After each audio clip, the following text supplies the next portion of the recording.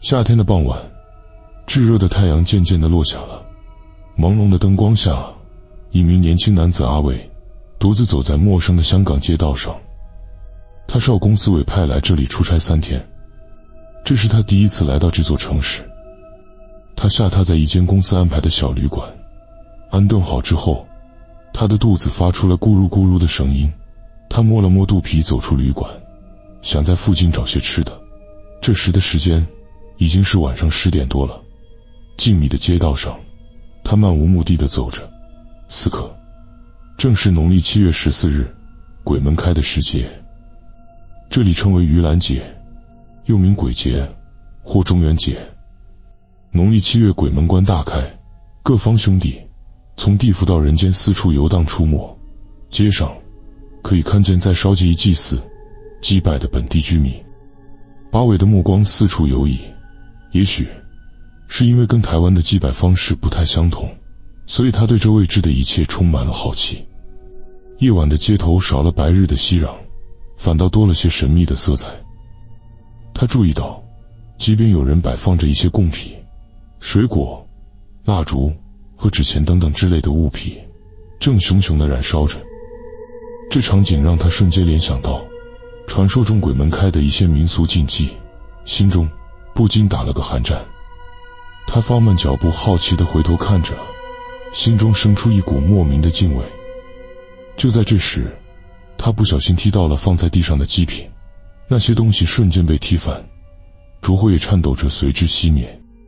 这一刻，阿伟的背脊瞬间发凉，这无心的一脚让他吓得跳了起来，喊道：该死！突然一阵莫名的怪风呼啸而过，那散落在地上的纸钱和那燃烧过后残留的灰烬被那阵风吹飞了起来，飘舞在空中。这诡异的一幕让他害怕的迅速把脚抽开，连忙向后退了几步。他一脸惊恐的双手合十，带着颤抖的语气对着四周朝拜说道：歌炉的大哥大姐，对不起，小弟我不是故意的，若有得罪的地方请多多包涵。拜完过后，他打算赶紧离开这里返回旅馆。就在他准备转头离开时，他低头看见鞋底下有一张红色的信封。他疑惑地说着：这是什么？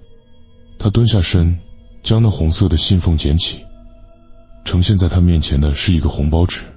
他好奇地将其打开，这一瞬间他浑身一颤，双手冒汗地看着。里面有一张黄纸，上面用墨书写着一串陌生的生辰八字，还有几枚硬币和几根黑长发盘绕在其中。阿伟的脑海中突然闪过了一个念头：不会吧，迷魂！他身体僵硬地呆站在原地，心中升起了一股强烈的恐惧，胸口像是压着一块大石般，让他快无法呼吸。他迅速把红包丢到一旁，然后头也不回地朝旅馆的方向跑去。回到房间后，阿伟回想着刚才所发生的事情，难以言喻的恐惧在他的内心翻滚着。他冲了个澡，想用热水来舒缓紧张的情绪，然而这些事情却并未结束，诡异的故事才刚要开始。午夜时分，他梦见自己身处一个阴森漆黑的小院子里，空气中弥漫着腐朽的香火味，院中各处挂着红色的灯笼，上头斜着席子，还有几张老旧的木质桌椅，桌上摆放着许多佳肴。这场景像是要举办一场传统的中式婚宴一样。这时，一名身穿红色中式新娘服的女人从朦胧的雾气中走来，头上披挂一层红盖头遮掩住脸。她的步伐缓慢而坚定，一步一步地向他走来。当他快要靠近时，阿伟被这恐怖的一幕给吓醒了。接下来的2天，梦境不断地重复着，每晚红衣新娘的身影也越来越逼近，他的恐惧也越来越深。第3天出差结束时，阿伟怀着松了一口气的心情回到了台湾。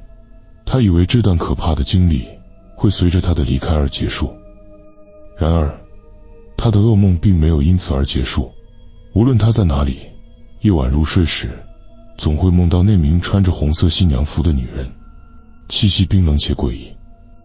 不仅仅是梦境中而已，连现实生活中也开始发生一些诡异的现象。家中的镜子时不时映出一个红色的模糊身影，每当他靠近时，却又瞬间消失不见。浴室里浴缸的排水孔莫名地多出一些长发，这屋子除了他，根本没其他人进来过。更让人发毛的是，那些头发根本不属于他，看上去更像是女子才会有的长发。某天，一个月黑风高的夜晚，阿伟在梦中再一次见到那个鬼新娘。这次的鬼新娘来到了他的面前，阿伟站在原地，惊恐地看着。这时，突然一阵阴风吹过，这阵风将鬼新娘的盖头微微吹起，盖头之下是一张已经腐败的脸，双眼漆黑而空洞，嘴角还浮现一抹诡异的笑意。鬼新娘缓缓开口，声音低沉而冰冷地笑着。这一幕令阿伟惊恐地大叫一声，猛然从梦中惊醒，心跳如雷。他喘着气庆幸还好只是一场梦而已。他起身想去洗把脸清醒一下，这时眼前莫名地出现了一件不属于他的中式红色新郎服，挂在他的衣柜门边，旁服在等着他穿上。阿伟愣在原地看着那件红色的新郎服，在微弱的灯光下，那件衣服显得格外刺眼，旁服活物一般并散发着阴冷的气息。他的呼吸急促了起来，手心满是冷汗。他心想着，这件衣服是怎么出现在他房间里？这是梦吗？还是根本从未真正的醒来？他咬着牙，强迫自己站起身，靠近那件衣服，每一步都像踩在深渊的边缘，心中不断翻涌着强烈的不安感。他好奇地伸手触碰那件新郎服时，竟然感觉到一股冰冷的凉意从手指传来，像是触碰到了死亡。阿伟试图说服自己，这不可能，这一定是幻觉。然而这一切太过真实。他用力揉了揉眼睛，那件红色的新郎服依旧挂在原处，没有消失。他一步一步地向后退着，整个身体像是被巨大的恐惧所压倒，呼吸也变得困难。他心中慌乱地想着，我得离开这里。阿伟迅速捡起了手机和钱包，想要逃离这诡异的地方。然而当他打开房门的一瞬间，一阵冷风毫无预警地灌了进来，屋外的走廊竟然异常安静，只有昏暗的灯光闪烁着，仿佛整栋楼已经失去了所有生命气息。阿伟走进走廊，想着找到出口，可没走几步，四周的灯光就会逐渐熄灭，黑暗像野兽般向他逼近。他的心跳加速，步伐越来越急促，几乎是在奔跑。可是走廊似乎无限延长，无论他跑多远，身后的黑暗依然紧随不舍，冰冷的气息包围着他，仿佛有什么看不见的东西正在逼近。就在他快要崩溃的瞬间，前方的尽头出现了一道模糊的红光，那红光悠悠的闪烁，仿佛是什么东西在吸引着他靠近。阿伟无法抗拒那股力量，脚步不自觉地朝红光走去。当他终于靠近时，发现那是一扇半开的房门，门后传来隐约的低语声和细微的笑声。他的脊背发凉，却无法控制自己的手推开那扇门。门后的景象让他瞬间瞪大了眼睛。一位新娘身穿红色婚服，头戴着红盖头，正背对着他坐在一张古老陈旧的木椅子上。整个房间内空气凝重，像是时间都被封锁在了这一刻。新娘一动不动，只有一脚随着无形的冷风微微飘动。你终于来了。新娘的声音低沉且冰冷，宛如从遥远的阴间传来。阿伟浑身颤抖，他想逃离这个地方，却发现双腿如铅般沉重，无法挪动。那红盖头下似乎藏着无数秘密，让他不敢直视。他喃喃自语地说着，这不是真的。他拍了自己的脸颊，试图让自己清醒。这时新娘缓缓站了起来，红盖头随着她的动作轻轻飘动，露出了一双苍白的手。她慢慢转过身，向阿伟一步步走近，每一步都像是敲击住他的心跳，令人窒息。阿伟脑中的恐惧也达到了顶点，他忍不住尖叫：我不认识你，我什么都没做。但新娘并未停下，她继续走近，然后在距离阿伟仅有1步之遥的地方停住，她的手伸向红盖头，动作缓慢而诡异。阿伟想要闭上眼睛，但身体僵硬的无法动弹。红盖头终于被他揭开，那是一张无法形容的脸，腐烂的皮肤如同剥落的游戏，眼窝深陷，双眼空洞无光，嘴角挂着诡异的笑容，腐臭的气息扑面而来，仿佛整个房间被死亡所包围。阿伟的视线模糊了，他的精神像是被某种力量彻底抽离。就在此刻，新娘猛地扑了过来，冰冷的手指紧紧扣住了他的脖子，空气瞬间变得无比沉重。阿伟感觉自己快要窒息了。就在他以为一切都要在此结束时，房间里的景象突然扭曲，周围的一切在他的视野中变得模糊，最终化作一片黑暗。当他再次睁开眼时，他发现自己躺在床上，房间里的一切似乎回到了正常状态。红色的新娘服不见了，四周静悄悄的，像是什么都没有发生过。这一切是怎么回事？都是梦吗？他喘着粗气，胸口剧烈起伏。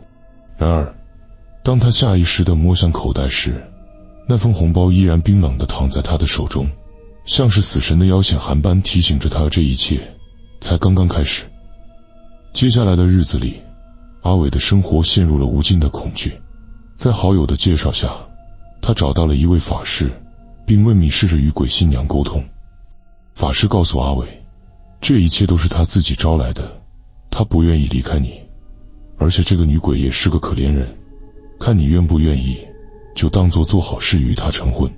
当然你也可以拒绝，不过如果你拒绝她，有可能她会变成无主个孤魂，继续游荡在这个世界里，无依无靠。